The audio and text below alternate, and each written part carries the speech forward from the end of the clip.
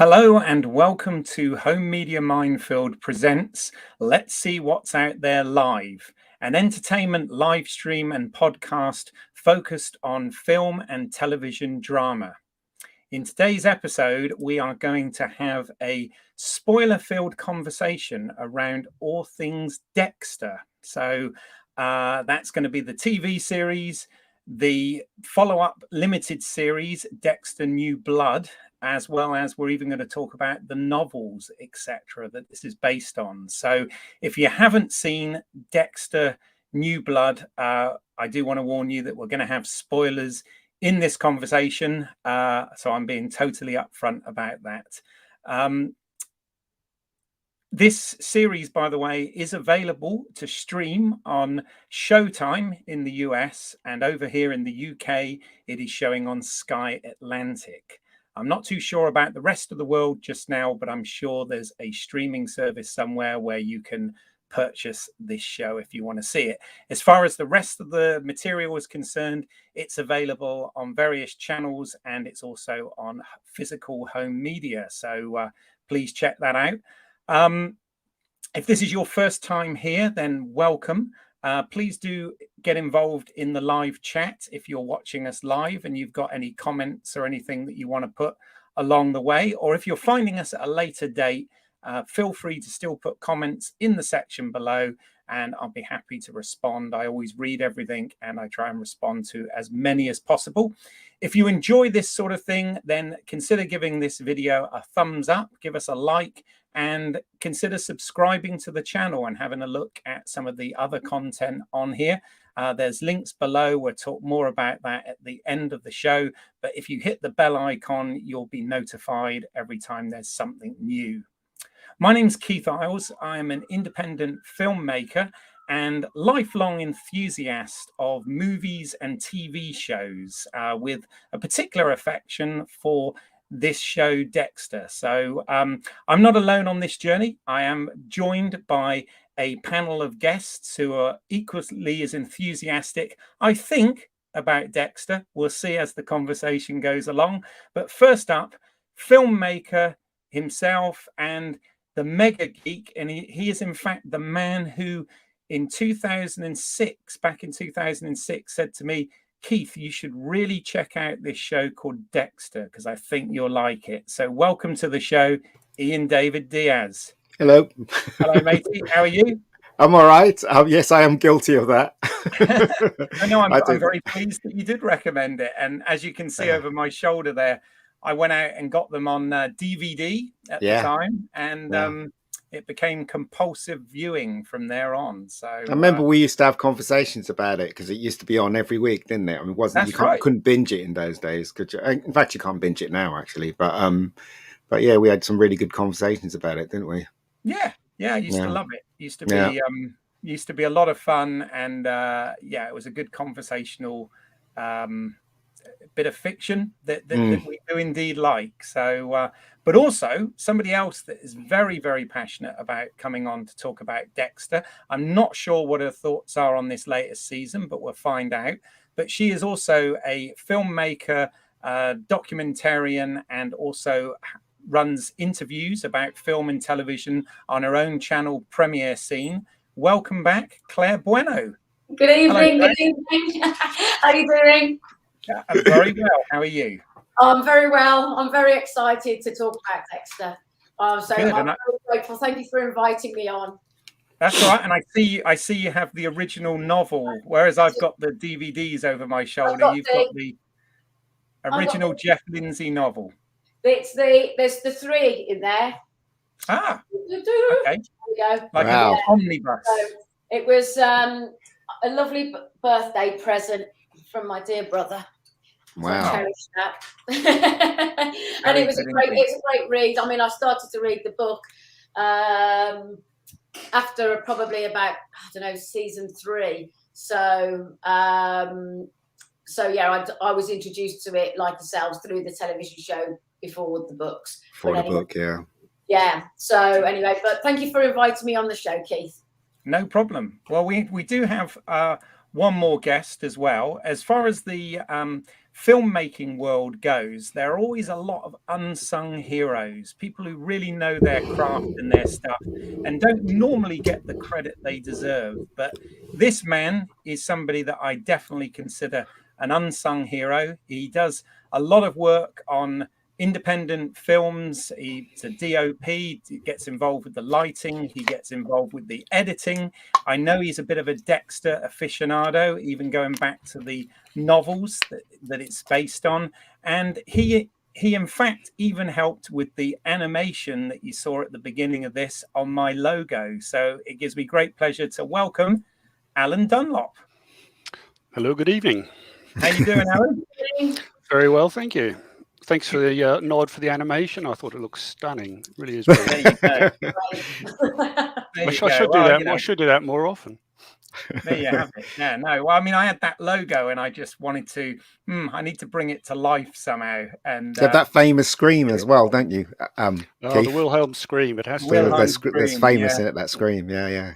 That's cool. It's famous for film and television, and the good news is you can use it because it's royalty free. So if it's good enough for Steven Spielberg's films, it's good enough for me. That's exactly. It's a sound that I've had my entire life. I've grown up with my entire life. So it seemed very fitting. So and a good collaboration to work on that. So thank you for that. So you're welcome.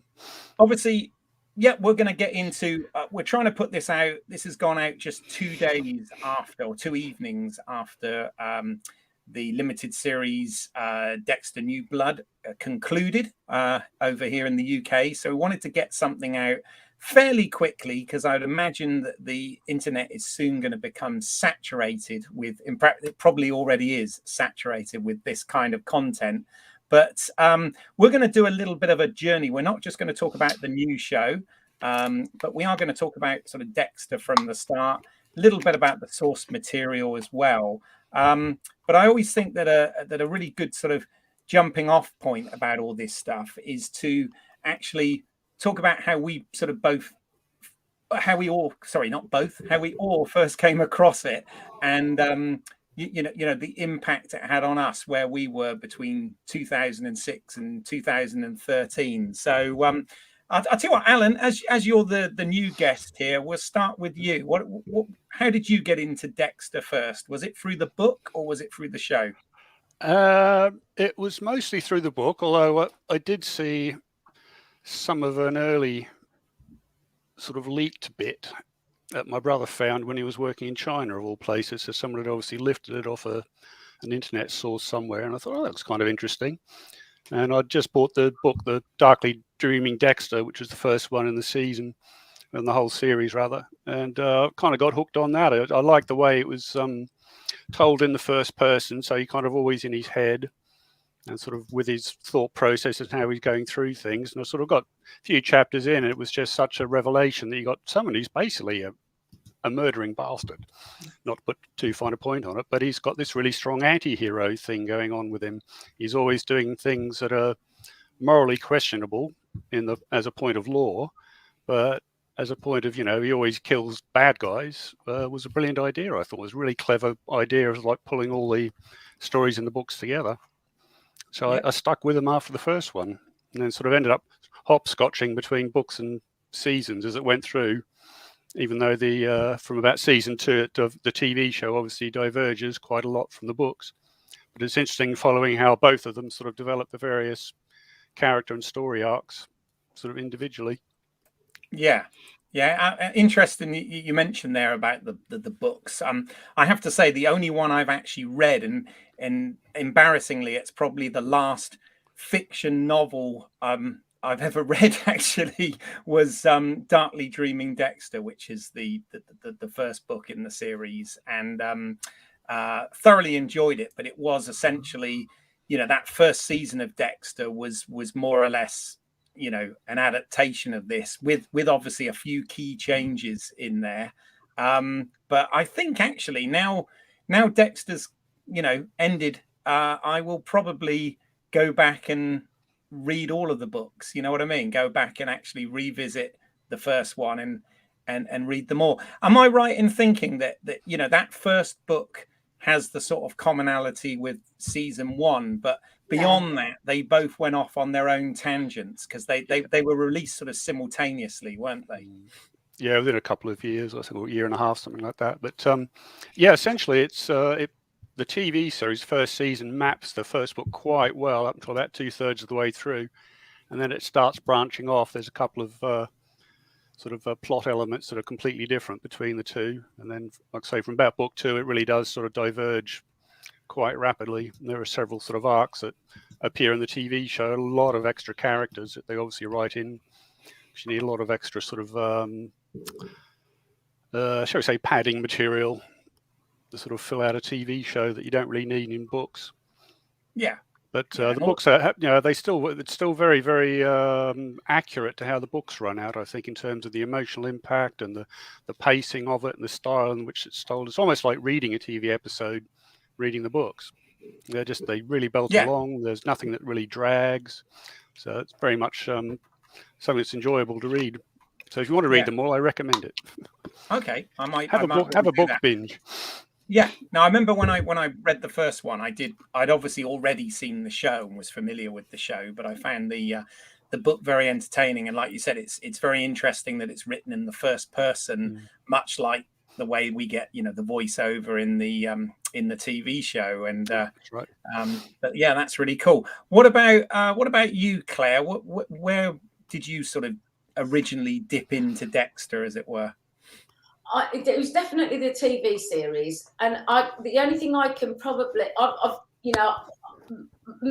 me, like a lot of people, I'm very interested in the whole true crime, serial killer thing, and I've always liked a detective story. And I think I must have just seen like an advert on the TV and about this show, because I think it was on FX then. It wasn't on Sky Atlantic.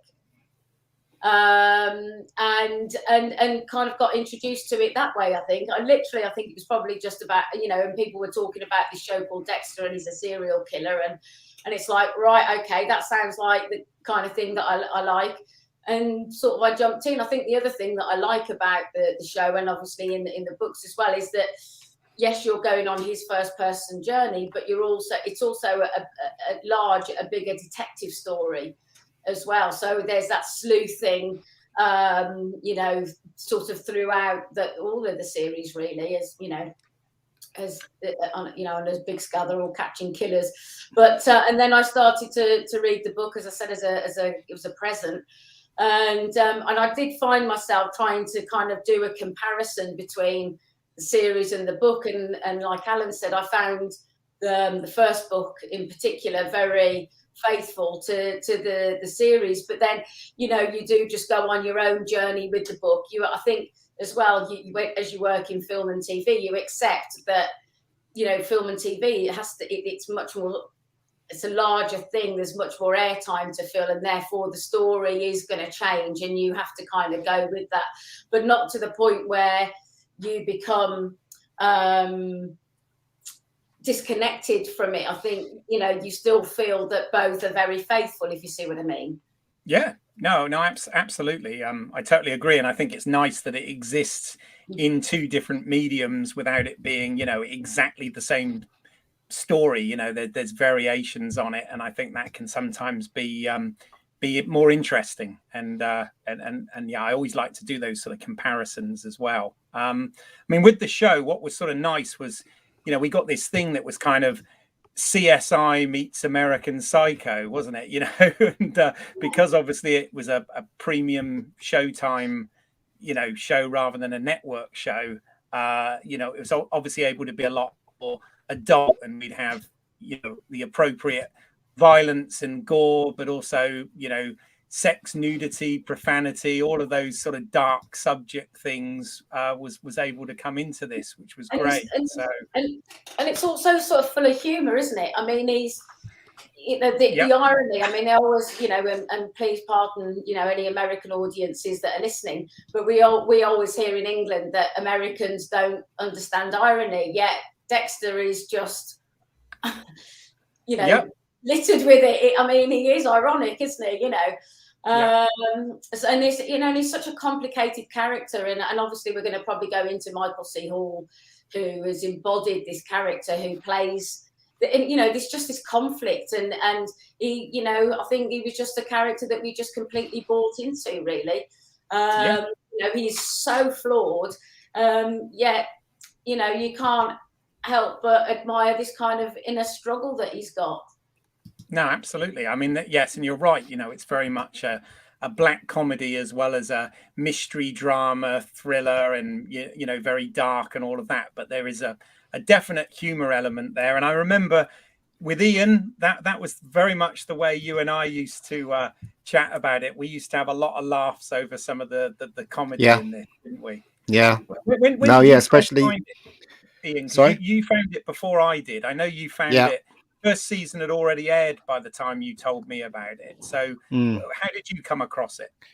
I think same thing with Claire. Came across it FX, and I remember reading about it. I can't remember where I read about it, but at the time, I don't know if you guys remember, at the time it was considered very violent, you know, for TV. It was considered, you know, I mean, the idea of having somebody strapped to a table and then you literally see the knife go straight into the guy. I don't think they were doing things like that on TV.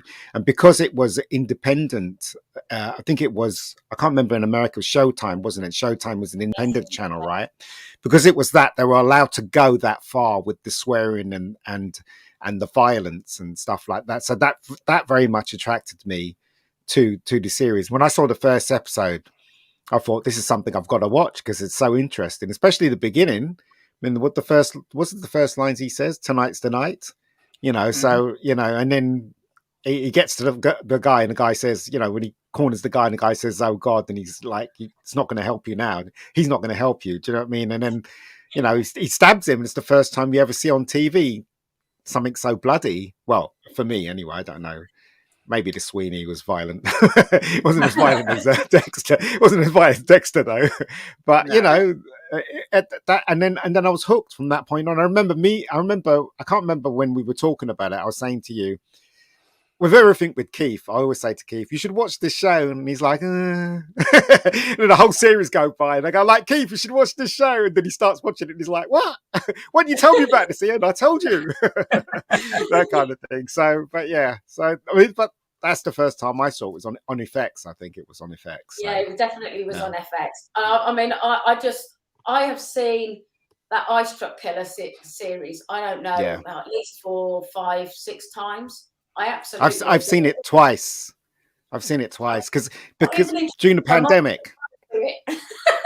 Right, was that? I even introduced my mother to it. Oh, right. My 79-year-old mother, who I thought, you know, with the killing and everything, it might not be a thing. Anyway, she loves it. She absolutely loves Dexter. So, you know, young and old can enjoy Dexter if you've got a bit of an open mind. But I think it's a lot of it is down to the performance of Michael C. Hall and how he's been able to hook us all, and you know, and have you can have sort of sympathy, empathy. It's just a compelling performance to watch, really, that we've all kind of. But it's not only him though; it's all the other characters. Like Debs is one of my favorite characters, and Masuka's the funniest person, you know, in the whole of the show. He's really funny. Yeah, so it wasn't only, and also. Yeah, Angel was kind of like the father figure to all of them, wasn't he? Basically, when you think about it, even though he was a bit screwed up with his wife in the first season, but he grew to be the father figure, didn't he? More or less the lost father figure. So you know, it wasn't only Dexter; it was all the characters that you invested in, you know. Absolutely. And Dokes was a great foil for Dexter, wasn't he? Dokes, So and then also you got all the science. You know, I love all of that, all that forensics, blood spatter, you know, this, you know, that whole kind of like, this is how we get to this, you know, It's like Agatha Christie up a notch. And so, you know, it all, you know, all the sort of science behind it seems very plausible and well researched. I hope I'm right in that respect. I'll tell you what's funny is that Dexter is obviously his detective skills are up there with Sherlock Holmes, because all of them, he's way ahead of everyone. His sister, what's his name, the boss, everyone. He knows what's going on, and he just follows it. And he obviously, you know what I mean. So his detective skills are amazing for a serial killer. Well, the lizard brain, isn't it? As I think they used to refer it as. Yeah. Harry taught him well. The donuts as well. The donuts, when he used to come in with the donuts, and obviously he was trying to be human, more human. And I do like the father. You know, he used to go flashbacks with him. Yeah. You know, the first thing he killed was an animal or something, like I can't remember. And his dad caught him and stuff. Yeah, so it's a really good show in my opinion. Yeah, I mean, well, there you go. Again, you know, what you've got is this kind of build up of a backstory. You know, so. You know, we are introduced more and more to, you know, why he is the way he is, and again why, you know, why we accept him as a vigilante, really. Yeah, yeah. No, absolutely. Especially, sorry, go ahead. No, I was just saying, especially the ending. The ending always makes me laugh. I saw the second season again during the pandemic. I just binge watched all of it, and because like you forget about it, don't you? Because when you're watching it, even though I've seen every episode. When I saw the first episode, I was still going, I want to see more. I want to see more. That's how good the first season was, and I love the ending when he's thinking, and he's saying, if only these people knew, they'll be cheering me, and then they're all going, well done, Dexter, you really sliced them up good. Yeah, and all those things are going up and stuff. What a great ending. Ending, I guess. But yeah, for season one. No, absolutely. I mean, that you know, that first story with the ice truck killer. I mean, the thing that was so great as well about that is, you know, it was a mystery for us as the audience as well as Dexter. Well, not for Alan, because Alan read the novel before he saw the series. That was what I was about to ask. So, Alan, had you read that? You said you'd read that before you saw the show, yeah? Did you when you were reading it, was it before you even knew a show was in production? Because I know there wasn't a big gap, was there? No, I knew it was out there, but I hadn't seen much of it apart from that pirated clip that my brother sent me from China, where you can obviously get anything pirated. But yeah, I mean, it's I don't think I'm giving too much away if I say the brother character obviously appears a lot more in the books than it does in the TV show. Right. Basically, because he goes in a very terminal fashion. But I thought that was quite clever, the way they carried that on in the books. He pops up in 2 or 3 of the other books, including the ending. So he's quite sort of pivotal in how the books wrapped up the whole story arc. Completely different way to how it happened in the TV show. Yeah, right. It's one of those things that's character that recurred, which is really interesting because it's basically a mirror of him. Yes, yeah, and of course slightly older. The only thing I mean, watching season 1, which is fantastic. The only thing I remember I was watching, I was thinking, what are the chances of him meeting another serial killer and him being his brother? Do you know what I mean? Chances are astronomical, isn't it? You know, that's what I thought. But you know, I went with it and it works. Is that he did look him up. Brian was after he did. He was aware that he was his brother, but obviously Dexter wasn't aware that he had an older brother at all. So again, it was kind of a bit of a detective thing going on there as well. Yeah. I mean, Dexter wasn't aware of his you know, his past and being born in blood and, you know, all of that sort of stuff. So, and that was what was so great about watching that first season was, you know, we had no idea where it was going. But as you rightly said, Claire, the performance by Michael C. Hall was so compelling. And even though, you know, he's a reprehensible psychopath, basically, you kind of, you know, you're almost this weirdly something endearing about him, which is a complete oxymoron, me saying that, I know, but because he's damaged, isn't he?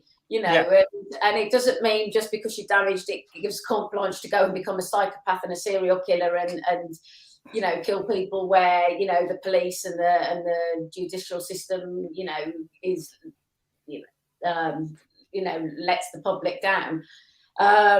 But you know, you can't. But he is damaged, and there is a vulnerability, and his inability to articulate himself and communicate. There's this kind of it's just such a nuanced and layered performance, really. And like I said, it's compelling, and you just want to go on that journey with him. I think that's what I remember watching first season and forgetting that LaGuardia fancied him in the first season. I forgot all about that when I was watching it. Yeah, because they completely disappeared. They glossed right over that later on. Yeah. That was in the books as well, though, was it not? No, the book's quite interesting. She gets killed at the end of the first book. Right. Yeah, she actually dies in the first book, which was one of the major changes to the show. Shift.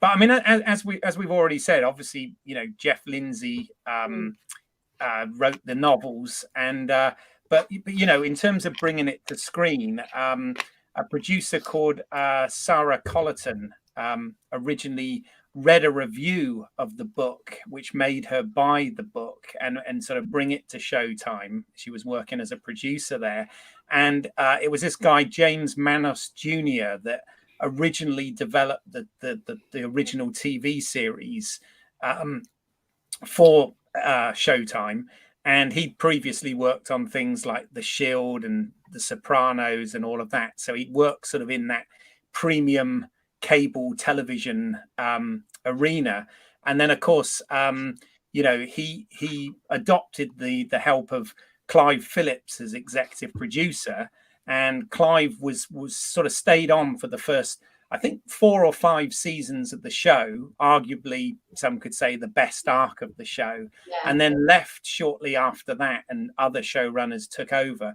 But of course, for Dexter New Blood, Clive Phillips actually came back as the executive producer and showrunner for it. So it's quite interesting how, with television, as we well know, even though film is a director's medium, television is very much a sort of writer-producer medium, with the obviously there's a huge amount of writers involved in this, but the showrunner sort of overseeing all of that sort of thing. And I think it was, I don't know about you guys, but I always thought it was quite evident when the showrunners changed throughout that first, 8 season of the show. Did any of you sort of have any feelings? The tone changed, and the tone changed. I think it was in 3rd season, but I'm always amazed every time those famous credits starts. There's always all these exec producers. There's like 6 of them or something like that as the credits are going on, and let's talk about the the opening credit sequence. I mean that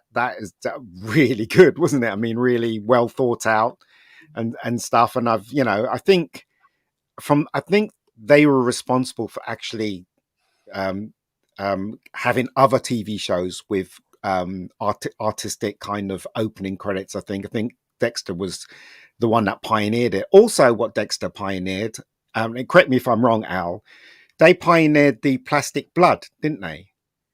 Was it the first time they used it in a TV show and a film? I think they were the ones that pioneered the plastic blood. I'll have to take your word for it. I don't know that one. That's what I read. So what I mean about the plastic blood But what I mean about plastic blood is when you see somebody covered in blood that Dexter has killed or serial killers killed, they found it too taxing to actually get the liquid and put it on the floor all over the actor. So what they did is they created plastic blood, which is like it's just like a flap. It's like blood. It's like flap, and they put it on the ground and make the actors, lie on top of it, so it looks like real blood. If you shine a light in it, and it kind of reflects the corners and stuff, it actually looks like it's liquid blood on the ground. And I think they were the ones that developed that. I'm not really sure though, but that's it could certainly well be a time-saving way of doing it, because blood, if you work with any kind of stage stroke film type blood, it's very sticky, very messy, and takes a lot of clearing up. So messes up clothes as well. Yeah, it does indeed. So and it's fattening. A lot of sugar in it. A lot of sugar. So but yeah, as you rightly pointed out, Ian, the opening credits back in the days when we had opening credit sequences, that seems to have become less vogue as time's gone on, and we've wanted more time for advertising, etc. So beginning credit sequences have become less so. But in that one, yeah, I mean, it was very clever in the fact that it showed the sort of violence of everyday life. From getting up and shaving and having a shower through to eating breakfast and then getting dressed, and just the mirrors of the violence. Very clever. Yeah, exactly. I like the wink he gives at the ending when he walks off. He gives that little wink, and it's, as I said, it ignited all these people creating. If you look at Daredevil's got one. They're all from that point on. They all started doing these great opening title sequences, and I think it was. I mean, not that I didn't have it in the past, but I think Dexter ignited it. And a lot more series did a lot more artistic openings. Exactly, it took a different angle of creativity and sort of thought behind it. Yeah, I think it was the same creative team went on and did the one for True Blood. If you ever saw that one, I think very stylish as well. Love that one. Yeah. No, exactly. I don't know whether you remember in one of the seasons as well when he's got the kids, when he first has Harrison, and they redo as a montage the whole beginning credit sequence, but he gets everything wrong. Like his lace tired. He's tired, and I just thought that was really funny. He was late for work and stuff like that, and very creative. And then, of course, one of the things I really liked is they had that theme by British musician Rolf Kent. Did that sort of, again, slightly different to what you'd expect the music to this to be, and I did sort of like that juxtaposition that they kind of did with the opening, making it something a bit more jolly and a bit less mysterious, if you like, or morose. It had for the show. It had a lot of humor in it, and I think that's what took the edge off you thinking about seriously about I'm literally supporting and egging on a serial killer in the show because of the humor. I think it takes away from actually thinking about that, but also the fact that he kills people that deserve to die. And I remember they were interviewing Jeff Lindsay at one point, and he said, but that's how he got around it. He said, if who wouldn't want somebody going around killing the scum of the earth? Those were his words. So I mean, I guess it's true, or is it? I don't know. The music, you talk about the title sequence music, but all the other music that they played the first 8 seasons were all Latin American. You never heard. Yes. And I mean, the music was always really, really good. But it really helped with that. I don't know, that sort of tropical vibe, that kind of uplifting. And I think, like what you're saying as well, Ian, with this using humor, I think as human beings in kind of situations of danger or any kind of awkwardness, we all use humor as a way of kind of like getting around it and escaping, and maybe we accept what he's doing more because we're able to laugh a bit as well. Yeah. No, absolutely right. Absolutely. I remember a lot of episodes I'd go from being absolutely sort of disgusted and almost repulsed to literally 5 minutes later laughing out loud on my own, when the pervy inappropriate Masuka would come out with something, but you know what? That's funny, the way she would kind of retort back to him as well. Yes. But you know what, right? What was good about the show was, even though it was focused on Dexter, you had a lot of other stories laying up the main story. Like, for instance, the LaGuardia and I can't remember the boss. I mean, they both didn't like each other at all, did they? And I can't remember, what was the boss's name? I can't remember. He was always gunning for her, wasn't he? He was always trying to bring her down and whatever. And I mean, there was that going on, and also Deborah was trying to go from where she was to becoming a bona fide detective, and then you got Angel with his wife. We're only talking about season 1, of course. So Angel and his wife, and then we got Dexter trying to date. What's that? Yeah, Rita. So you got all those, and then all those layers on top of Dexter after another serial killer and killing them off, which is, you know, it's a really good, well-written show as far as I'm concerned. Yeah, it really was. The whole there was like a cat and mouse, isn't it? The whole series was kind of like that, really, or all of them. Yeah, it's really good. No, I love that show. It did get that balance really well, and obviously, like you said, Claire, set in the sort of backdrop of Miami, you know, gave it that kind of well, you know, we hadn't seen that since Miami Vice probably some years earlier, and you kind of had that with the Latin music, as you said, and that sort of thing. So it gave it a real identity, I think, as a show in its own right. It made you wonder, how did he get did he get any sleep? Because he's in the middle of the night, he's killing people, and then the next day he has to wake up to go to work. Did he get any sleep at all?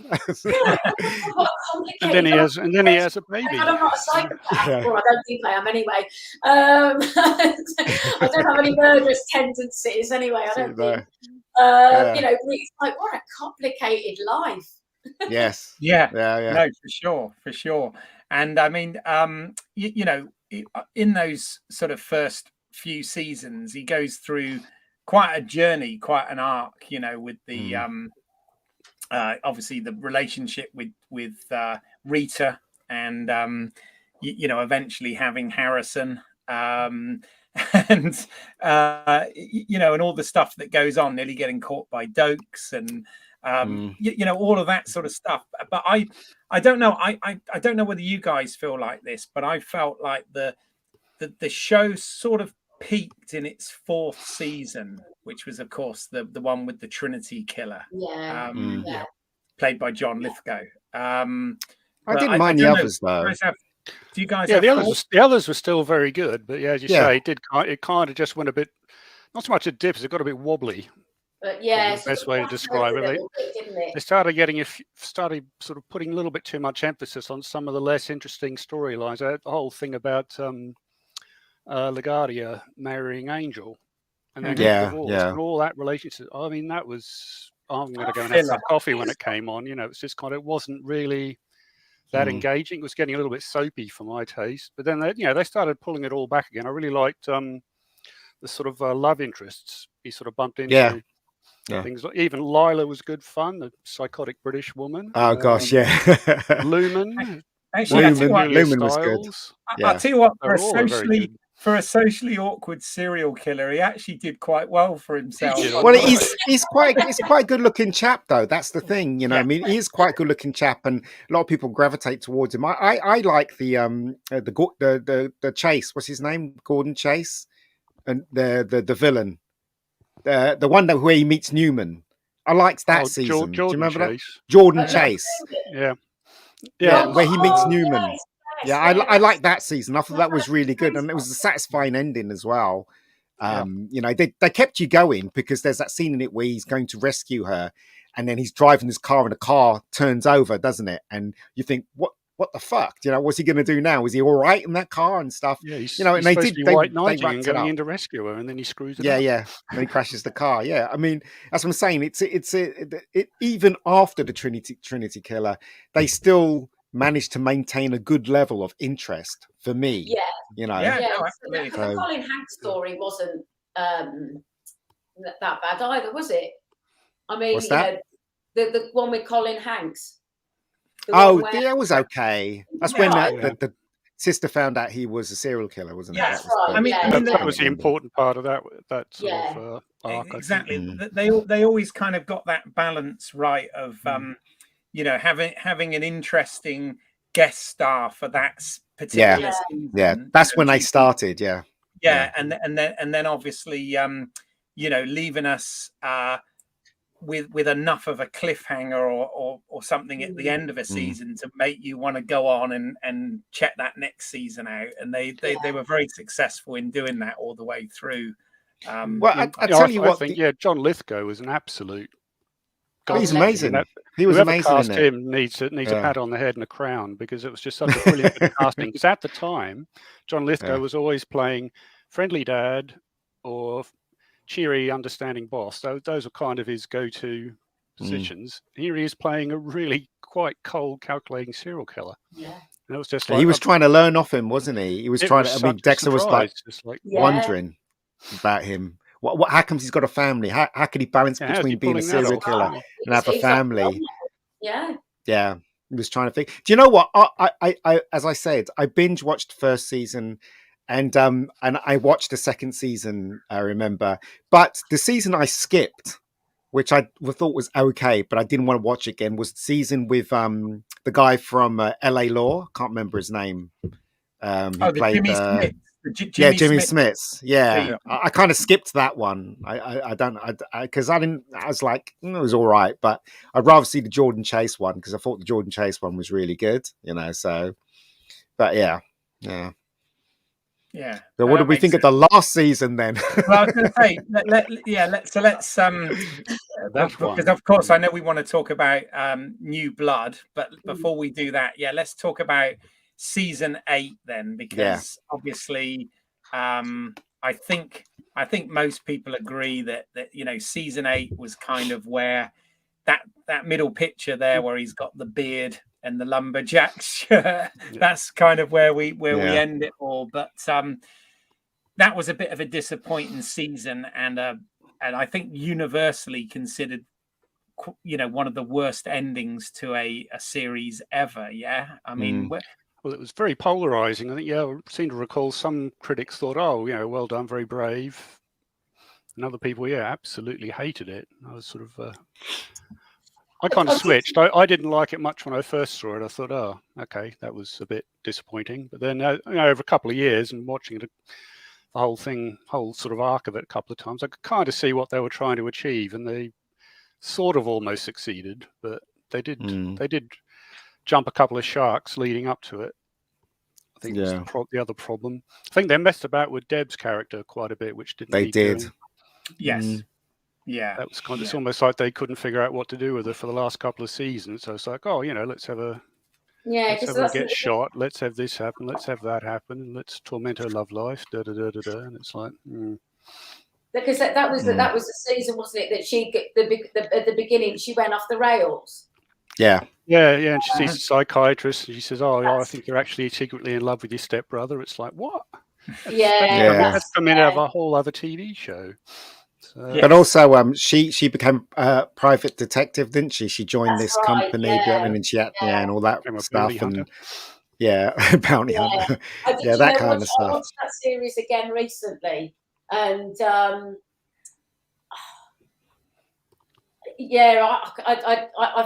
it. The others were. I know he was killing people, but there was something kind of uplifting. Where this was really like, I don't know, seeing her in the kind of depths of depression and in a bad state. It was just, it was alright. It was quite hard to watch actually. Again, the first time I saw it, it didn't sort of affect me like that. But watching it again, I was like, oh God. Because I'd watched this, I'd watched everything back to back again, like you said, over pandemic. I watched all of them again, and that particular series, that was kind of a hard watch, watching her like that, really. I mean, there's some pivotal moments in the history, isn't there, of Dexter? Like when Deb shoots LaGuardia. That was a pivotal moment. That was a horrible moment, and and when LaGuardia found out that Dexter was the Bay Harbor butcher, whether it was the Bay Harbor butcher, and there was that relationship between who is the guy that came in, Carradine, whatever his name is, and Debs, which I found quite engaging. Keith Carradine. Keith Carradine. Then there was RoboCop, who basically the actor said he did not want to be killed on a table. That's why he gets killed in the van. Because he didn't. He said if I take this part, I don't want to be killed on the table. So they decided to get him killed in the van. So and then you had, what's his name, Deb's boyfriend. He was a bit of a pain in the ass for Dexter at one point. The last one, the good looking one. Oh, the cop.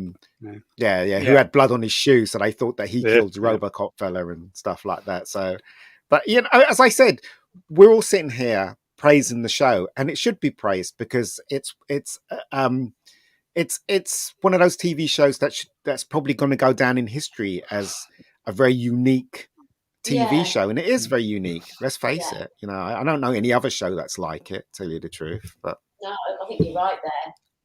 Yeah, no, I agree. Its style and everything, isn't it? Really, not just the context of what the show is about. But there's some great lines in it as well. You know, what is it? Deb says, he says, the FBI. Was it a fucking bunch of idiots? That's what she said. Yeah. She's probably got some of the best lines. There's some really terrific lines. Bazooka has a lot of great lines, doesn't he? My favourite one with Bazooka. Evidence, my friend, and evidence is a cold-hearted bitch. With an 18-inch strap on. Yeah. And Debs goes, he's back. Yeah. Because nobody would go to his talk. That's why he got upset, didn't he? So nobody would go to his talk. He had that laugh, wouldn't he? That laugh.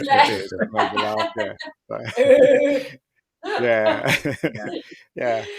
I missed him. I miss him. So, Yeah, that's true. I mean, over the course of that 8 seasons, which I think, as I think we all agree here, for the most part, was quality, was decent. Yeah, there were a few plot holes, there were a few inconsistencies, but for the most part, it held up. We had some really, really great characters, some interesting guest stars.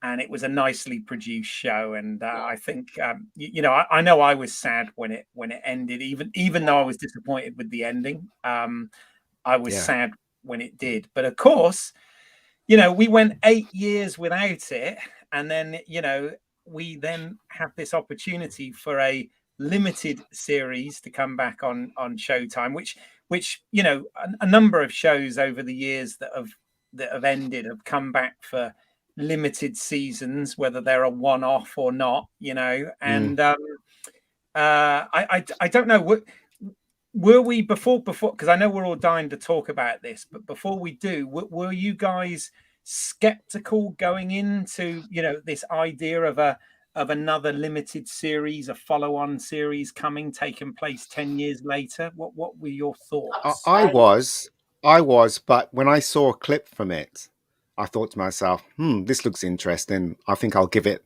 the time of day. Because you know what happens to shows these days. So when I saw a clip, though, I thought, this looks really interesting. It reminded me a lot of the setting and everything of Resident Alien. But it's really funny you say that, because I thought obviously we had, bleak contrast to the Miami setting of the original show. And suddenly they're up in, an upstate somewhere in this Iron Lake communal town, and I thought the same. I thought, it's in the snow, it's it's upstate, he's got a Native American girlfriend, and I did sort of think to myself, it's almost like Dexter's become Resident Alien, but obviously with a lot of differences. But it was kind of sad that we weren't going to see a lot of those other characters that we've come to know. But what about you, Alan? I approached it with some trepidation. Yeah, very much so. As Ian says, it's you've seen the way things tend to get remade these days, and it's quite often hashed up, made a bit of a mess of, and they try and reinvent stuff which really doesn't need reinventing. But I'd show you, when I saw that first teaser for it, just with the snowy landscape bits, I think it was an axe shoved in a block of wood, bits and pieces like that, just lovely little teaser elements like that. I thought, okay, someone's given it a bit of thought. Yeah. What about you, Claire? Did you were you on board straight away, or were you slightly concerned, is this gonna jump the shark? No, I was really looking forward just to see, again, Michael C. Hall return as one of my favorite characters of all time, basically. So I do know exactly what Alan and Ian are saying, because TV these days is either going to be really great or really not, and especially with something like Dexter that has such, again, a huge following. I mean, you guys know, you do all the Marvel stuff and the Star Wars based stuff. They have a huge fan base as well, don't they? And But no, I mean, for me, it's set in the snow. I love snow, and any film in the snow is brilliant. Not, you know, for me, I just love it. And Christmas lights, you know, and just something that was so polar opposite to what we've got from Dexter in the sunshine, and you know so the whole backdrop has changed, and I was just really interested to see, you know, where, you know, from where we left Dexter to where else the character, you know, could go and what they could do with it. So I was definitely looking forward to seeing the character again. Absolutely. Well, as I said earlier, you know, one of the main differences here is we got Clyde Phillips back to showrun this.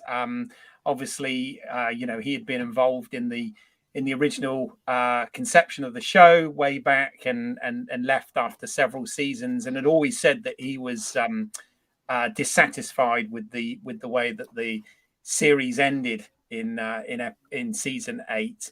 But he also, you know, they brought on 2 directors, because this was all filmed in one go. It's like a sort of 10-hour movie almost. It was filmed during COVID as well, so they had a lot of issues and problems. But they brought in 2 directors that had, you know, had some history with the show previous. Marcos Siega, who directed, you know, the first few episodes and the finale. He had been doing, you know, episodic television as a director for some years. You know, he'd worked on things like Outlaw, The Vampire Diaries. After Dexter, he went on to work and be an executive producer on The Following, starring Kevin Bacon, Blind Spot, and interestingly was one of the executive producers and lead directors on You. And I think that's quite interesting, because there is something about the TV series You on Netflix that almost feels a bit like Dexter Light to me. Very much so. Yeah. Very much so. Yeah. Mm-hmm. I had to stop watching that. I couldn't connect to him in the same way. Yeah.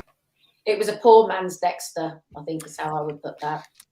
Yeah, I mean, I think it was a lot to do with having the sort of first person you know, narrative, you know, with the voiceover and stuff, and the fact that he's a you know, sociopath, psychopath, whatever. But there was always a little bit of something about it that reminded me of it. And then we also got another director, Stanford Bookstaver, who again, in terms of his credits, he's done things like House, which I know you're a big fan of. Love it. Yeah. The show Power, Jessica Jones,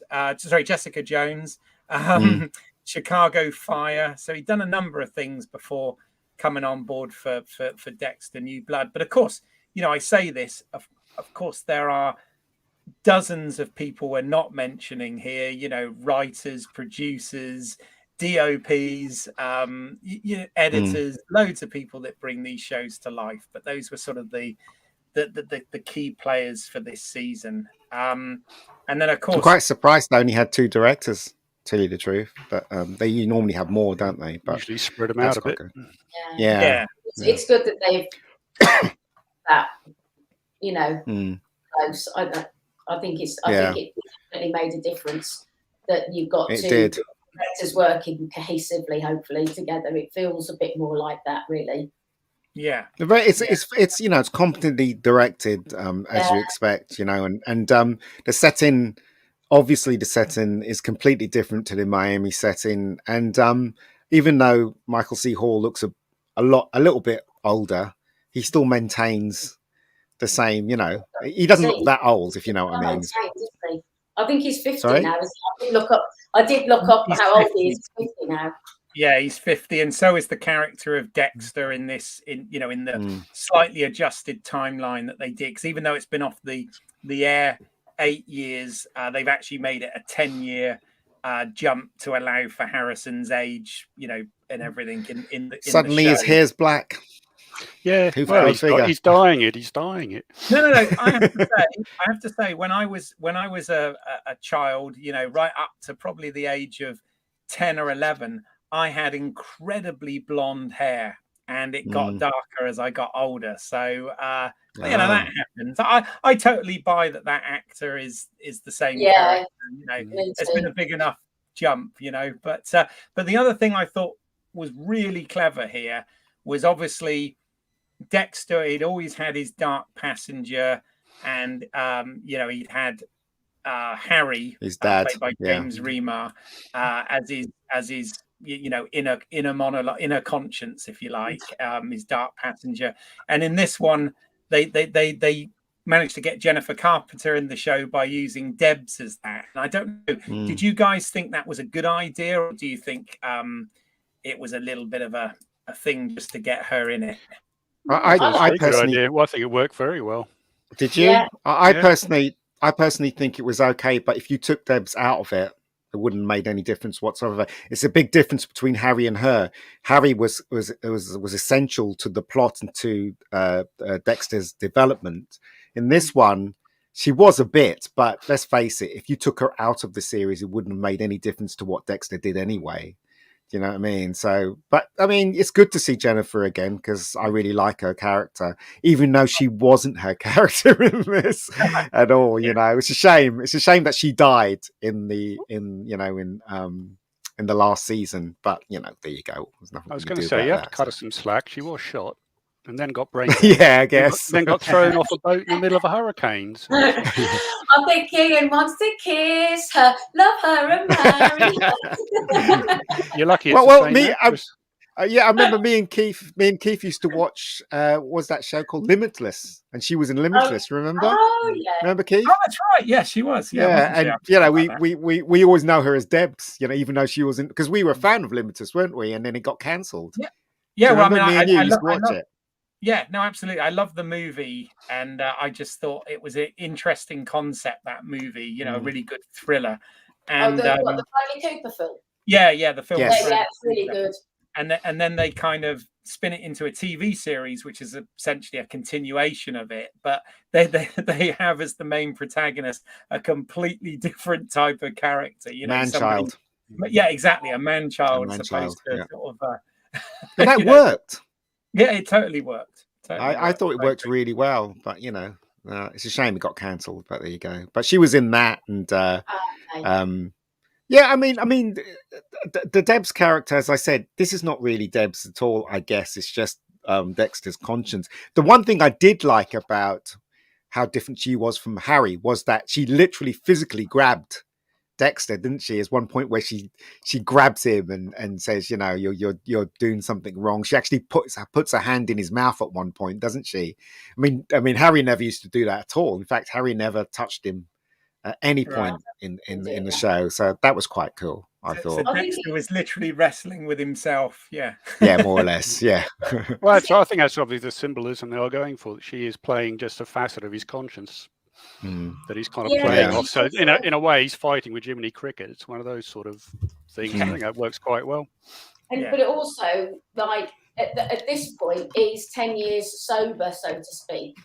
So when we leave Dexter before and the Harry relationship, he is still killing people, whereas now she's coming where he's at a different point in his life where he's been abstaining. Yeah, and maybe that's where there's the device there that he is in a different place at that point. I mean, really, before the prequel comes, of course, because they have to get him from Manitoba to North and upstate New York in those 10 years. So there's the next season for you guys. You can have that. You can have that for nothing. Another thing that was different in this season than all the other seasons was the photography. The photography was really good in this. The very first scene, you see him sitting at his table, and the wide shot of his cabin, was really well lit. And the first time you see Debs as well. Unlike when you watch the Miami setting and stuff like that, it was very much TV lighting as well. Not much TV, but you know what I mean. It was very kind of there, but with this one they made the point of using haze and and color and stuff like that in this season. So I thought it was really well lit this season. They also changed the aspect ratio as well. They did, kind of fit with modern television.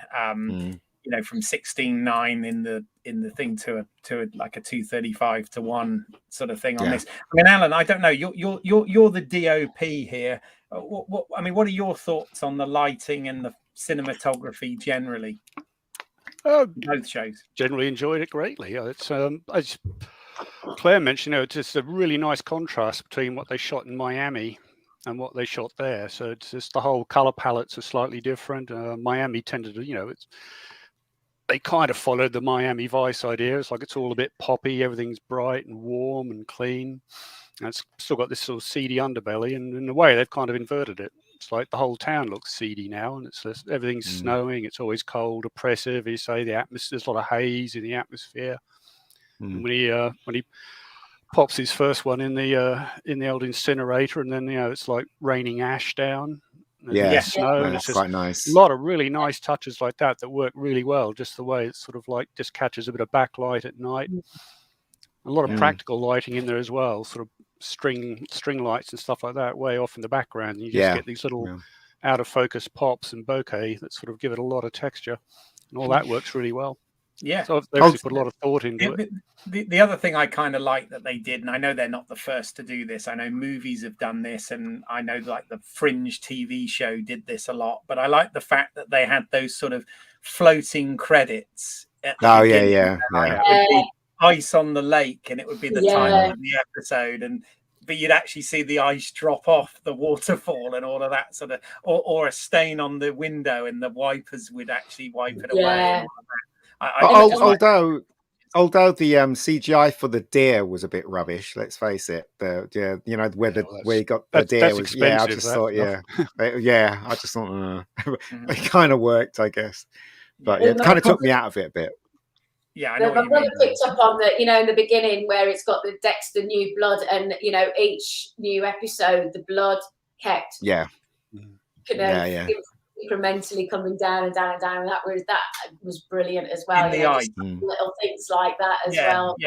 Yeah, in the ice, I like that. And of course, obviously, I like the subtitle New Blood, because that's kind of got its double meaning there. Because it kind of refers to Harrison. It refers to. I still miss the opening though, where he's tying shoelaces and stuff. Just a shame. I was hoping they were going to do something as a throwback to that. Something different, but something in a similar sort of gives you that similar sort of visceral feel when you see it. So it's kind of a bit disappointing. But as you say, it is the style of title sequences these days. They just go in, bang, get going. Get on with it. Stick some credits. But you can skip it on Netflix and all these other channels as well. Or says skip. I never do that either. I'm actually, I get offended when I see that. But also Netflix, right? When the credits is going up, they don't give you a chance to see the credits.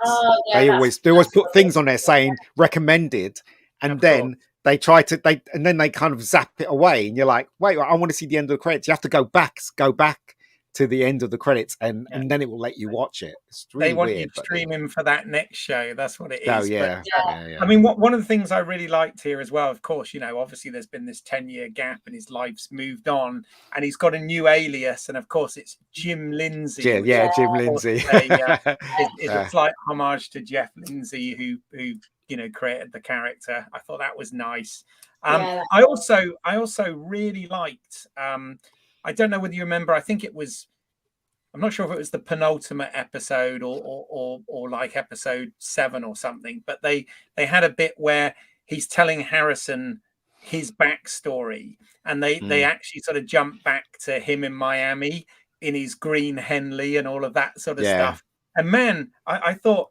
Not only did they make that look like the old show and make him look like he did in the old show, but one of the things they did that I thought was great was the composer Daniel Licht, who did the original music, not the theme music, but the atmospheric music for the show.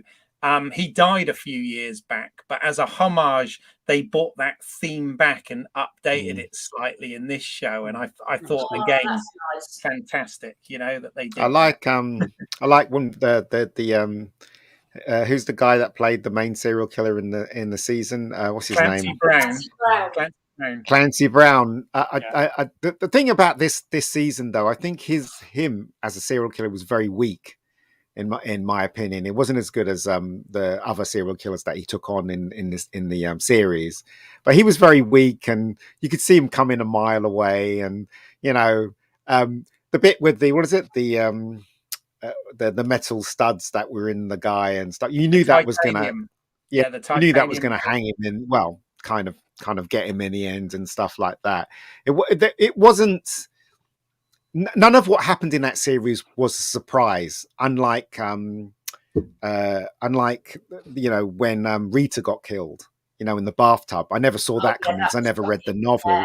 But everything that happened in this season I thought was good, but it wasn't that level. Before, the level that we had before. Well, you know what I mean? I have really loved this season.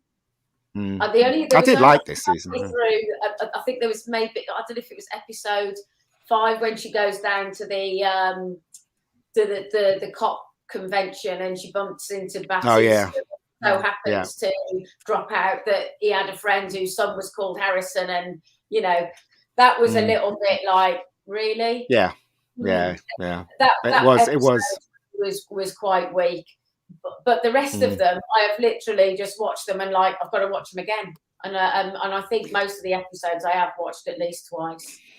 I mean, the question is, why did the police chief let Harrison go at the ending? Why did she do that? My brother says that's a bit of a cheat, really. When she's been obviously quite sanctimonious about doing everything right, and then let's. Harrison go and clean his fingerprints off the gun and all that, didn't she? And you're like, why? Yeah. So I'm a bit disappointed with the ending, but I still like rid of him because she doesn't want him anywhere near her daughter because she probably. I guess that could be the reason. Could that be the reason? She's kind of with a smile, but does she actually mean that? But the thing is that doesn't make any sense either, because if she arrested him, he'll go nowhere near her daughter. He'll be arrested for accomplice, isn't it? So that's the thing. So, but the question is, why did she let him go? And I think that's I don't know. I think the question here, just generally, is did having this series, this limited series, as a, if you like, sequel follow up to Dexter, did it redeem that ending that we had in season 8 or not? I mean, what Alan, you're being I reckon so. What do you think? I think it did a good job. I think it redeemed itself. I give it a 9 out of 10 on the redemption factor. I think I'm with Alan there. I'm still trying to get my head out of the books, because in the books they actually developed the Cody and Asta characters a lot more as little serial killers. Which I think that would be wonderful. It would have been nice to see them again, because they just disappeared. Maybe that's what they're aiming for. I think with the grandparents. Maybe that'll be the next season. Yeah, maybe that's what they're aiming for. I mean, there's a reason. That was a really nice arc in the books, because basically they were traumatized by Rita's ex-husband when they were kids. And when the neighborhood dogs start disappearing, Dexter puts 2 and 2 together and figures out it's actually Cody who's bumping off people's pets. And he starts he recognizes that he's got a dark passenger as well, and Asta's basically enabling him and sort of protecting him. So he starts training them both in the code of Harry. So I wouldn't be surprised. It's rolling down another generation, but that'd be interesting to see where I wouldn't be surprised if that's where they're going, where Harrison meets up with his stepsister, and I'd watch that. That's. Yeah, it'll be interesting. It'll be interesting. I don't know. I'm not sure if I can watch Harrison anymore. Well, we'll get on to that. But the thing is, I think one of the things that this season did, and I think you can kind of forgive it, because, as you said, Claire, he'd had sort of a decade of sobriety. He changed his life completely. But in terms of the code, he was a bit looser with the code, to say the least, than he'd ever been. Because Harry wasn't around.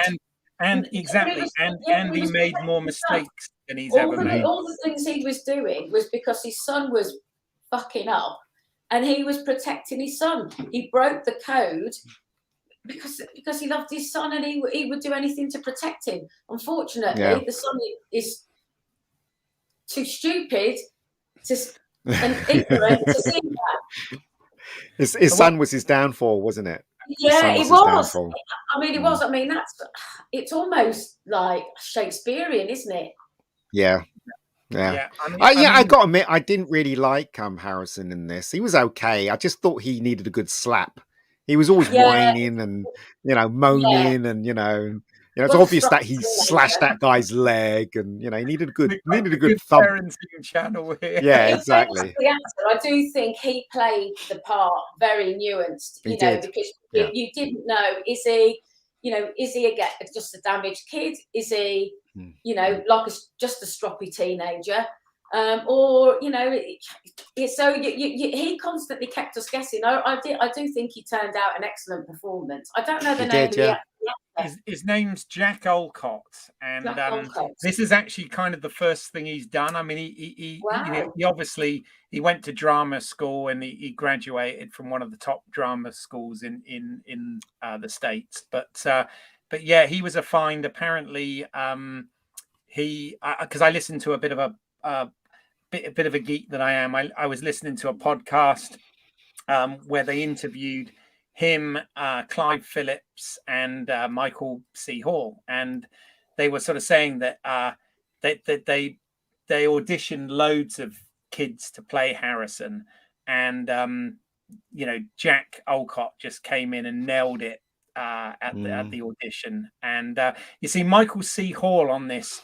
I know he's been credited as a producer for quite a few of the seasons, but for this one, he was very actively involved in the writing of the show as well, because he said that he did not want to return to Dexter. He'd been asked a number of times in the 8 years since the show finished, and he said that if he did it, there were certain things he'd want to happen, and fortunately they kind of lined up with what Clive Phillips wanted, because Clive Phillips believed that Dexter was reprehensible and had to end. In fact, interestingly, one of the things Clive Phillips said was how he originally imagined Dexter, because he always imagines Dexter to die, even when he was doing the show back in 2006 or whatever. And he always said that he imagined the final scene being Dexter waking up on the table at the penitentiary where he was about to be lethal injected, and the viewing gallery was going to be all of the people that had, a bit like they do with the flashes in his mind in this one, all of the innocent people that died because of him. And we kind of got that in when he's saying open your eyes and see what you've become or whatever, and you see the flashes, don't you, of all of the like LaGuardia and his dad, Dokes. but there was his name, Clancy wasn't even a shade on the Trinity killer. Let's face it, he wasn't even he was, I mean, his performance was good, but I mean, as I said, if you were going to bring back Dexter, maybe the villain should have been more villainous. I don't know. But I thought he was okay. As I said, we reached a peak at the Trinity Killer, though. Let's face it. Trinity Killer, you can't really top that. That was absolutely brilliant, wasn't it? I just kept looking at him thinking, hey, it's the Kurgan. Yeah. Pull his sword out. Come on. He did look a bit like Dick Van Dyke, though. He looked a bit like Dick Van Dyke at one point. Could have done without the Father Christmas beard, I think. Yeah, the beard I made him. Yeah, you're right. I felt a little bit clean faced would have worked better, I think. Yeah, I reckon so. I felt a little bit sorry for the character of Angela Bishop, which is who Julia Jones. Oh yes. His love interest and the police chief, because obviously, they set up right from the first episode that she'd been trying to solve the mystery of what happened to her friend, but also a number of other girls over a 25-year period. And she ends up kind of working out the Dexter thing, but I don't know. I feel she got a little bit robbed towards the end of, that was kind of a little bit shoehorned in at the end there, where Dexter says to her, "Turn off the camera. What if I told you were right? Go to this place and there's a bunker with all of these girls that you've been looking for." And it kind of, I don't know. I had a bit of that's a shipping container. Yes. Again, the sorts of correlations and the sort of, Oh yeah. I was hoping though, when I was watching it, I was hoping it wasn't the Kurgan that was doing the killings, because originally you see the guy in the white thing and he shoots, he shoots thing, and I was like, if it's him, oh my god, that'd be so predictable. And then it ends up it was him. Do you know what I mean? I was thinking, it did set him up without much ambiguity right from the get-go. No, I was going to say they revealed that to us fairly early on. I mean, they played a little that in abeyance a bit longer. Yeah, I mean, they had that town. The guy, I've forgotten what he was, but he was like a fundraiser guy. Yeah, I was just going to say that. He was a bit of a red herring, I'm thinking.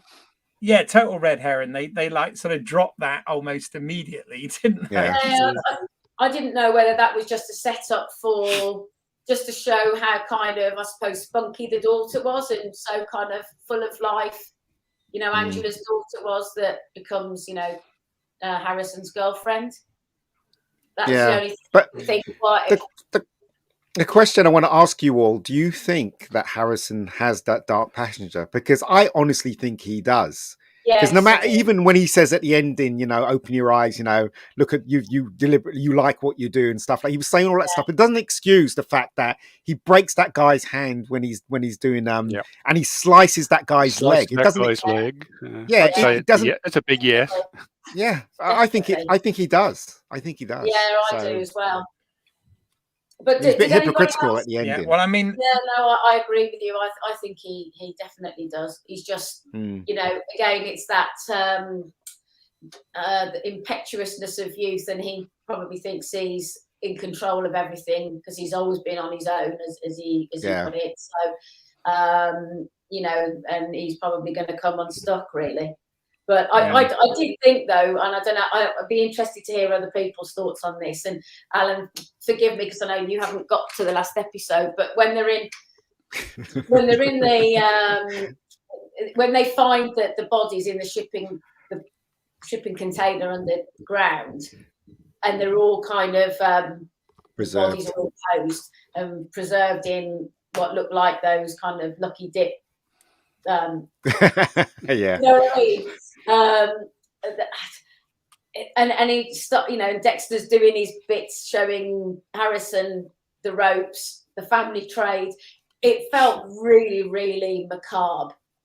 Yeah, and it is macabre, but it really felt creepy and I don't know. It gave me the willies a bit. I don't know how. I can't wait to see it. Yeah, I think it was a mistake that he showed Harrison, especially when Debs was trying to warn him.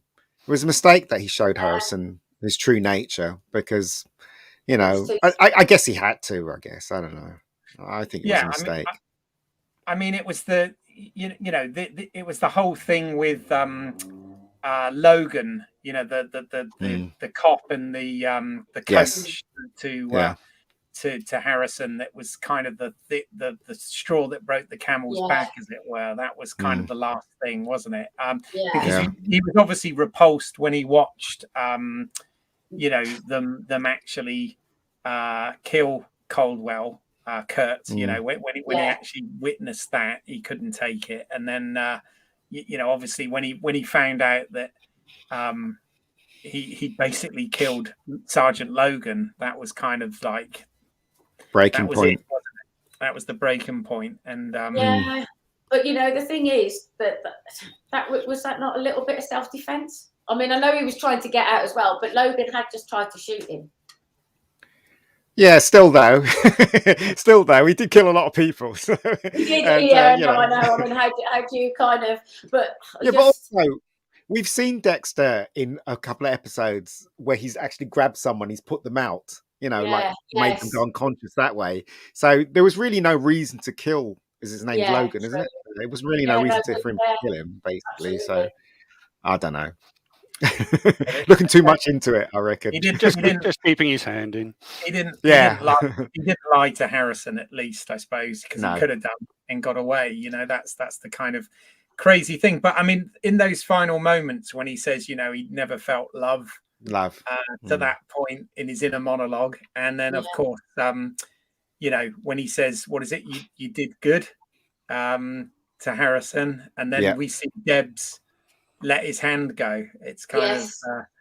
But that reminds me of the scene when Deb shot LaGuardia, and before she shot her, Dexter was saying, "Shoot me," wasn't he? He was like, you know, just shoot me, wasn't he? He was like saying, you know, it's okay, Debs, you can shoot me. Kind of mirrored that scene in my. I don't know. That's what I thought. I suspect that was deliberate. One other thing that I was a little bit, I wouldn't say confused because I got it, but I thought was obviously he used the ketamine to knock the victims out, you know, to make them unconscious, and that's how Angela's able to trace him, you know, back, if you like. But in the original series, he used that, what was it, M99 or something like that to do it. So again, those two things, because when she rings Angel, he kind of confirms that when they're talking about the Bay Harbor butcher, right? And I was just like, that's a. I also, I don't know whether you guys, this is one other thing, and I'm being really nitpicky here because generally I thought this was a great conclusion, but I was almost upset that we never got a scene with Angel and Dexter. Yeah. You feel that?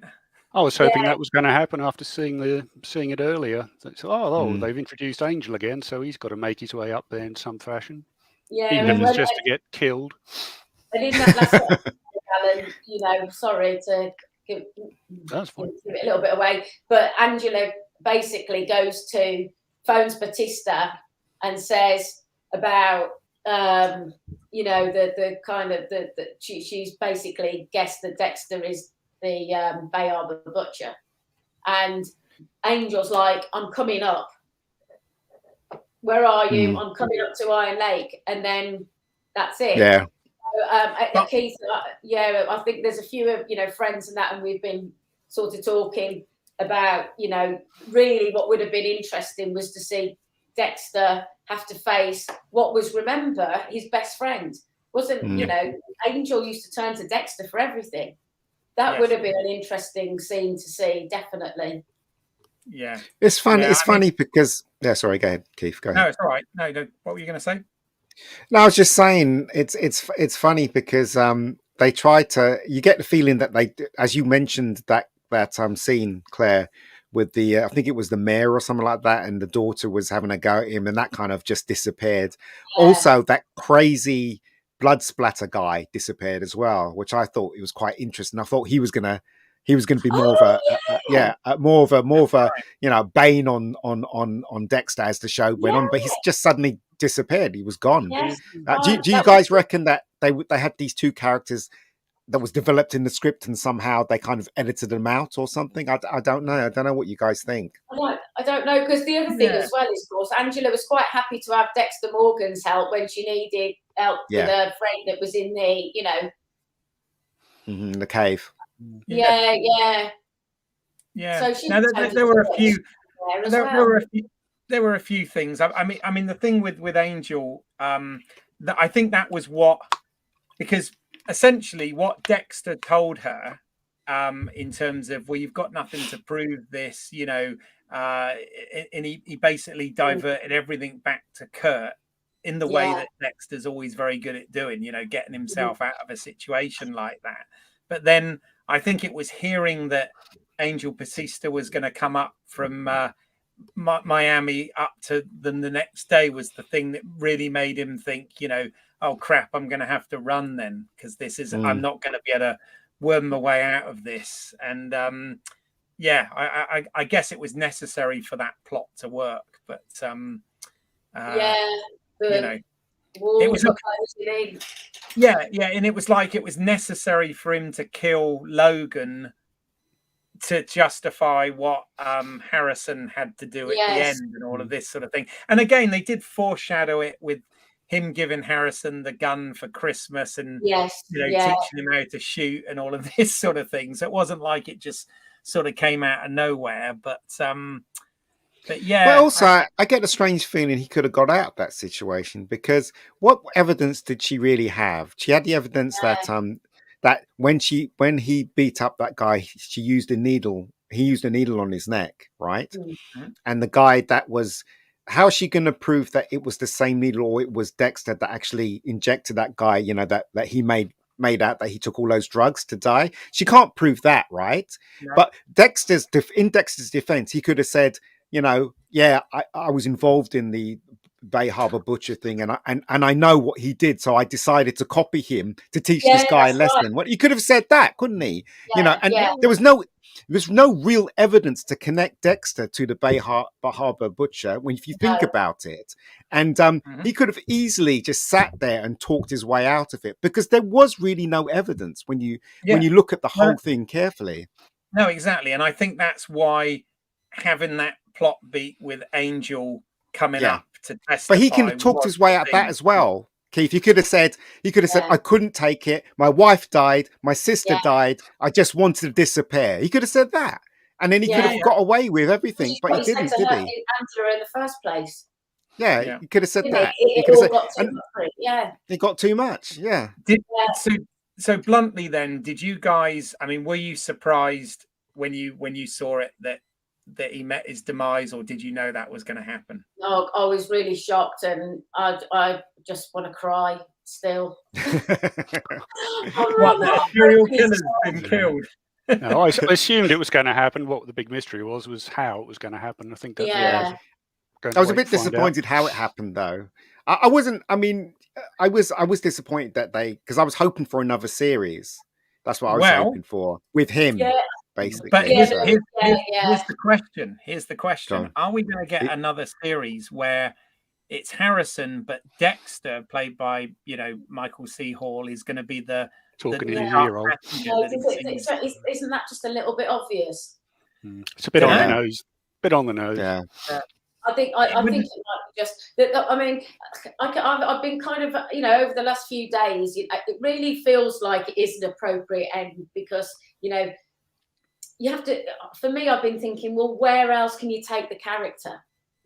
Had Dexter with his son or whatever and got it off into the sunset, what else could you do with the character that hasn't already been done? He worked for Miami Metro with all the resources at his hands, at his disposal to go and disperse of bad guys, and then we've got him, where he's on, very shaky ground in what he's done in this season, obviously that is more than questionable.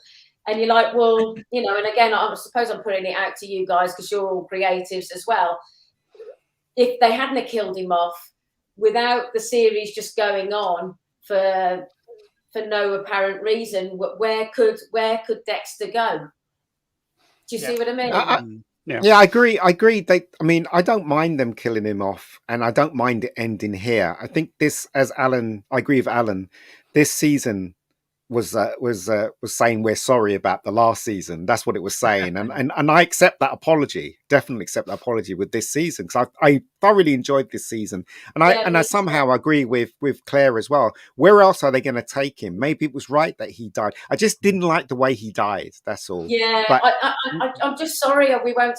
I mean, we can always go back to it and we'll watch the other episodes, but I am sorry to see the departure of a character that I've really enjoyed watching and just enjoying that journey that you're going on. I mean, the problem is you can't go on a journey with Dexter and not want him to kill somebody, because that's all covered. I know, but absolutely. Unfortunately, there is a certain expectation with watching a film about a psychopath serial killer who kills people. You do expect him to kill somebody, otherwise. I'm kind of wondering what the executives at Showtime are thinking right now, because the reason Dexter didn't die originally in, season 8 was that was their mandate. They said, we can end the show, but Dexter mustn't die. That was apparently a mandate because they always wanted that to bring him back. But apparently this limited series, in terms of ratings, has been the biggest ratings that Showtime have ever had. Even beat Homeland, even beat season 3 of Homeland, right? So it's obviously they're probably thinking now, shit. Now what? you know what, right? Is it possible to survive getting shot there? Well, that's the question, right? Is it possible? He got shot once in the heart. Yeah. It is possible. You can see the operation of the pig heart being transplanted yesterday. Yeah. if it was a sci-fi show, someone would put him on ice. Yeah, they bring him no, back. But I mean, there is things in real life. Like I know there's one case where somebody got shot through the head and he still survived. I know there's a case where somebody got shot through the heart and they survived. Do you know what I mean? So. I know it's a long shot because we did see blood coming out of the snow and all that. It was they could bring him back. Did you see the a clip that I sent you yesterday? Yes. And so they Michael C. Hall, they talk about kind of wanting to set the record straight and the story straight. They had kind of addressed, the disappointment of the last season and how that ended. So I think it's very brave of them as well, I have to say, to kill the character off. To kill an IP. Yeah. Yeah. But you know what? Thinking about it, if I was in charge and they said we need to bring him back, the question is, where would you go with this character? Maybe you can do what Ian Fleming did with, I think it was The Spy Who Loved Me, those short stories where he's the secondary character in the show. He comes in, cleans up the mess and leaves. Maybe he's traveling around, gets to a certain point, sees the problems, cleans it up and disappears. Maybe that'd be the way to go. I don't know. I really don't know. But that's one idea, right? Yeah, there's always possibilities. There are always possibilities. I'd say there's 10 years between the seasons, so he's obviously got up to something. He's obviously got up to something then. That's true. We don't know how long he had not been killing. As he chased up his stepkids to see what they're getting up to. Where are they? They could be somewhere. Where haven't we been? They could be in Arizona, say. So Let me a desert set story. Let me ask you each, though, right? So if this means that we never get any more Dexter ever again, how do you feel about that? That would be. I feel all right about it. I'm happy that they made this season because it actually was an apology, as I said, and I accept the apology, and I think it was very entertaining. So I'm okay. I'm okay with the way they ended it, but I just hope they don't bring it back and spoil it. Spoil the memory of it. Yeah. Mm-hmm. I think How about you, Claire? Yeah, I've been grieving for days now. Wow. Alan? And just for the record, I haven't actually cried. I'm not that sad, but I was close to it at the time. But do you know what? No, I think, and I think they made a brave decision doing what they've done. I will miss the character, but there's all those other episodes to go back to and enjoy him again. And the books to go back to. So I'm if it was to come back, yes, I would watch it, but I think don't fix what's not broken now. Yeah. What about you, Alan? Are you on with that? I agree. You got to know when to step away from the bar. I mean, it'll be disappointing, but what I'd really like to see is Jeff Lindsay writing some more books. Yeah, he kind of did the same thing with the last book as the last season, is that he kind of left. You think he's died, massive explosion on a boat, but he's kind of left just drifting away in the water. Does a sort of Leonardo DiCaprio, the end of Titanic. So is he dead? Is he not dead? And I thought, okay, yeah, carry on writing from there, mate. Jump forward a couple of years. Yeah, I expect he's had his fill and he's writing other books now. So fair enough. He's getting his check, I'm sure. But I mean, the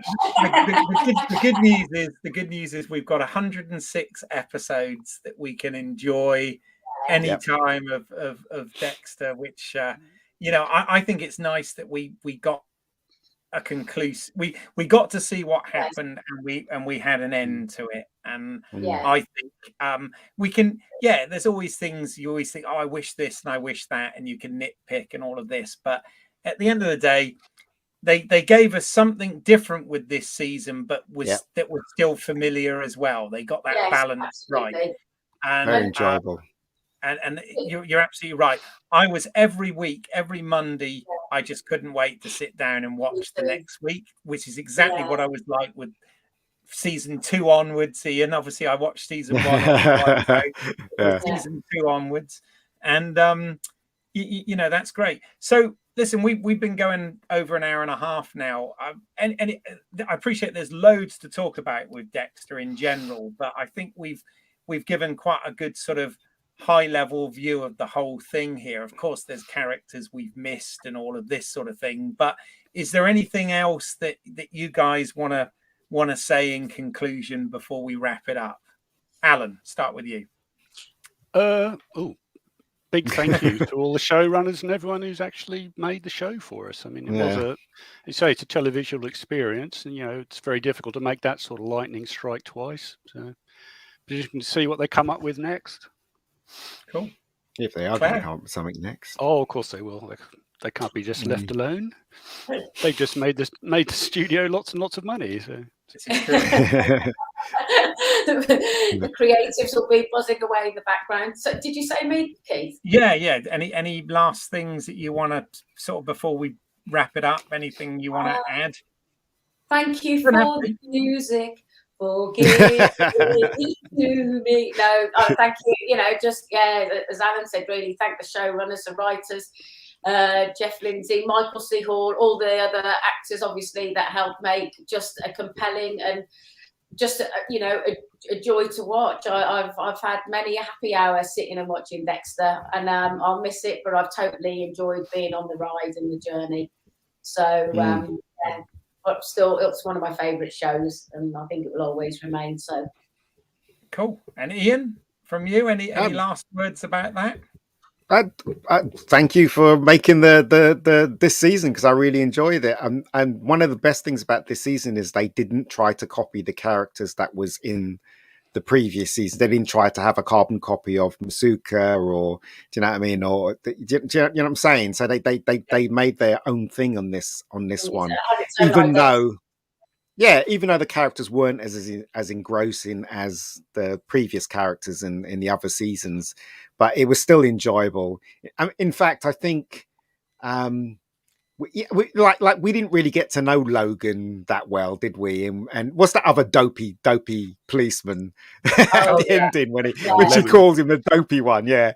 So we didn't really get to know them, but I guess that's just the way it goes when you got season 1. I'm assuming that if he didn't get killed at the end and he didn't get found out, if they did go for a season 1, you'll get to know more of these characters. But they decided to end it this way. He's not working with them. Like, remember, Dexter was part of a team back at where that wasn't the case now.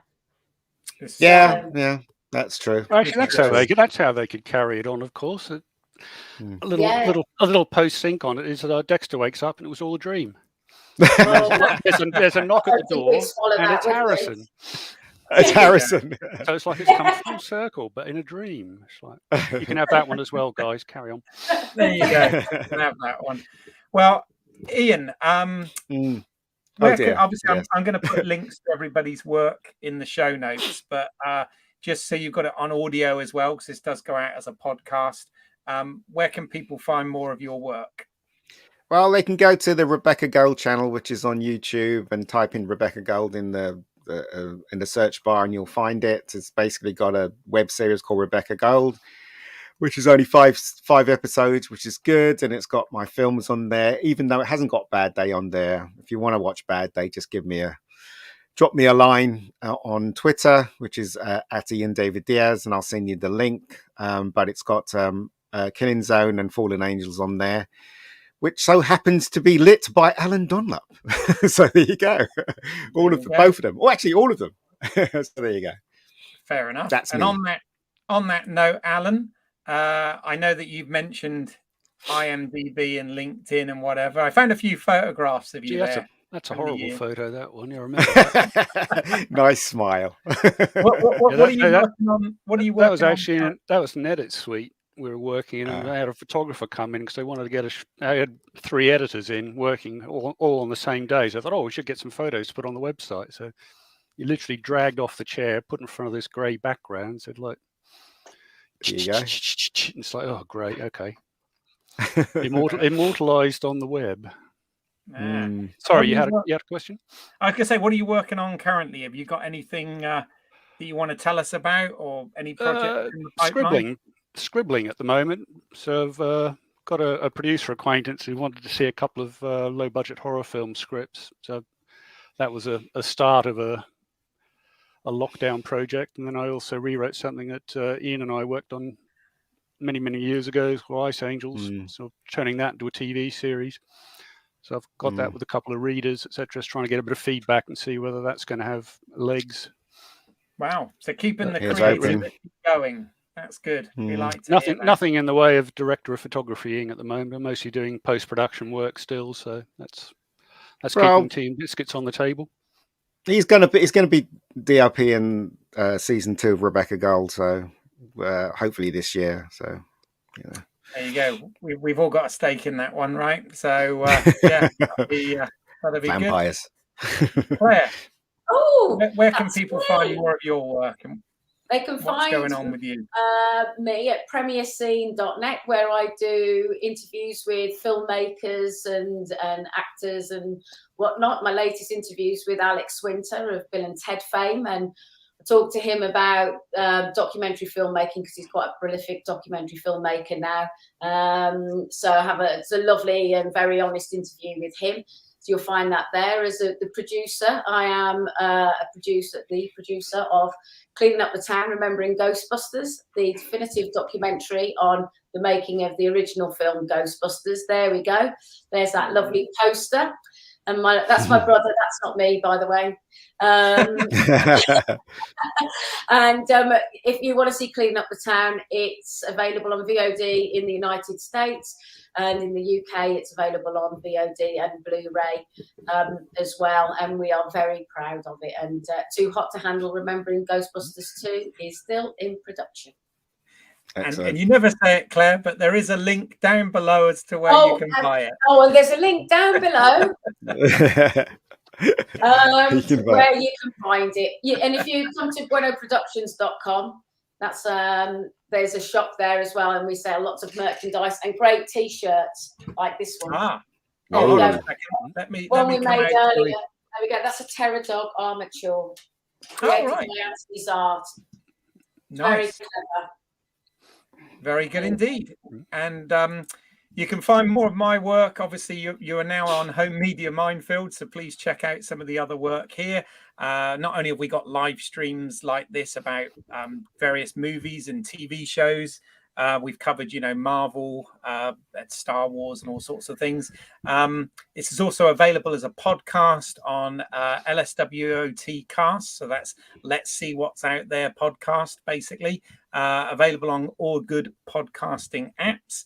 And if you want to see some of my other work in terms of my filmmaking work, if you go to the YouTube channel British Isles, that's EYLES, as in my last name, there's half a dozen short films there that I've written, produced and directed. I'm even in one of them as well. So please check out that if you get the opportunity. And as I said, while you're here, if you've got any questions or comments, please put those in the show notes below. There are links to everybody else's work down there as well as mine. And please check that out. And if you like this sort of thing, we also do physical media reviews. So DVD, Blu-ray, 4K, that kind of thing. Product unboxings, full-on reviews, live streams, all sorts of stuff.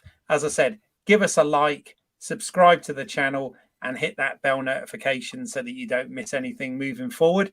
But for now, really thank you for your time. Thank you to all my guests this evening. It's been a real fun to chat Dexter with you guys. And yeah, well, we'll see you at the next one. Just don't kill anyone in the meantime. Speak to you soon. I'll do my best.